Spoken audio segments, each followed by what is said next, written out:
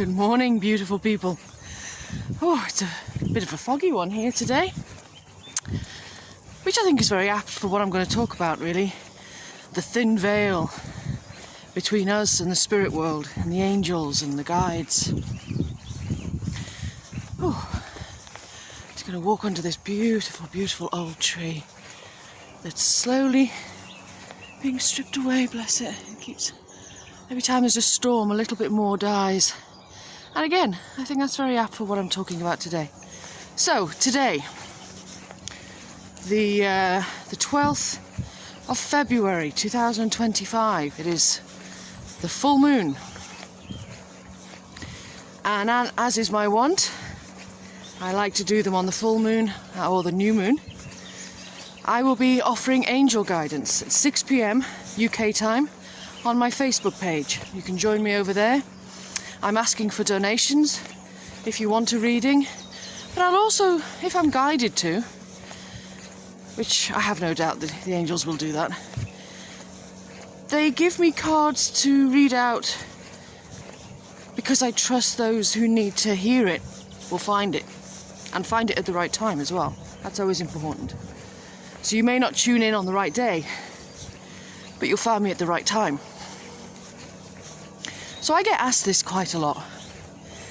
You know, what's it like to be able to talk to your angels and your spirit guides, and do they really exist, and how do you talk to spirit and things like that? Well, the easiest answer is how I'm talking to you right now.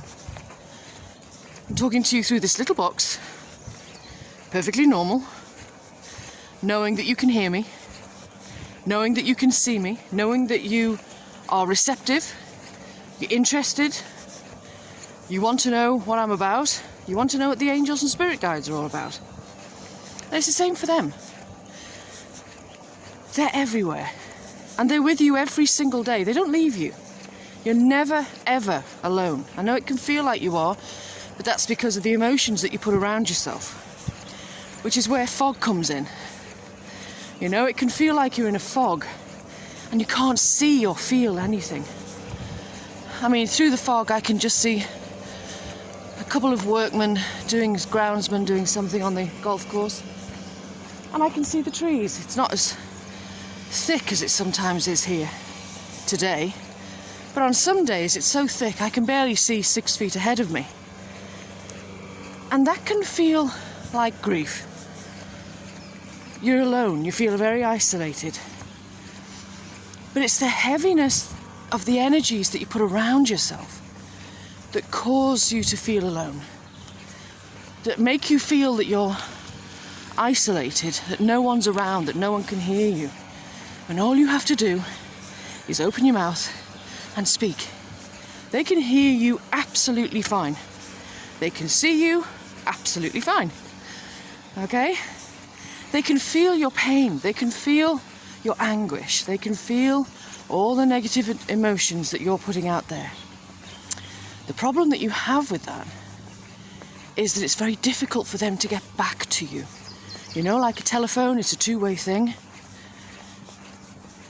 If you're not receptive, if you're not releasing all that negativity which weighs you down like a heaviness, it's very, very difficult for you to hear the loving messages, the loving energies that are all around you all the time.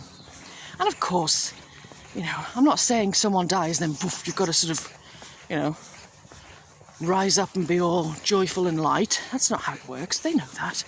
You have to feel the pain. You have to go through that. You have to feel the heaviness. You have to feel all the negativity. What I'm saying is, when you're ready, they're on the other end of the telephone. So when you feel that shift, when you feel that, okay, I'm ready to heal now, tell them. Tell them that you're ready. Because that sets your intention. You know, we can all make wishes and hopes and dreams, but when you speak your truth, it sets the energy, it sets the intention of what you want to do in your life and how you want to move forward. And they'll help you with that if you ask them. If you don't ask them, they won't help. They just watch and try and support you as best they can because you have free will. They can't interrupt that. They can't step in that. We are free human beings from the moment we're born. I know there are people in this world who like to keep us as slaves, bound by their will. But actually, it's all bullshit. And once you see it, you can't unsee it. You are free from the moment you are born. And once you remember that, you can do whatever you want in life. The only rule in life is harm none. As long as you're not harming anybody and you're doing your intentions, your life with love and joy, like I do, the world is a different place, completely different place. And as I said, once you see it, you can't unsee it. So, if you want any angel guidance, you'll join me tonight, or you'll find my page when it suits you, when it feels ready. And you won't have to stay in the mist and the fog. You can be where you want to be. And when I say that, some people think, oh, that's selfish. Someone's just died. Someone I love just died. It's not selfish to want to live. It's not selfish to want to come back to life. That's the normal process of things.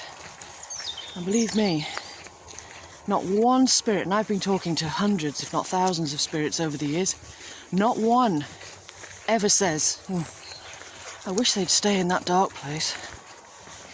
I wish they'd stay all heavy and upset and grieving me. How dare they want to smile and live, and that's what they want. Because the biggest thing that I come across with spirits every time I talk to them is regret. Regret that they didn't live enough. They didn't do enough. They didn't embrace life enough. And so that's what they want for you. They don't want you to waste time. They know that you're going to miss them. They know that you're going to hurt. But don't waste time.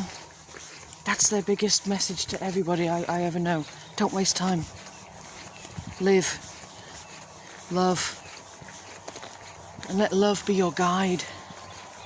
Because if you don't love yourself, it's really quite hard to love anybody else. And to love life. And to love everything that life is supposed to be. Not what it's dictated by a few. But life can be so much more. So on that note, I'll leave it there. From me, Paula, no makeup, no bullshit. Let's just talk about death. Love ya.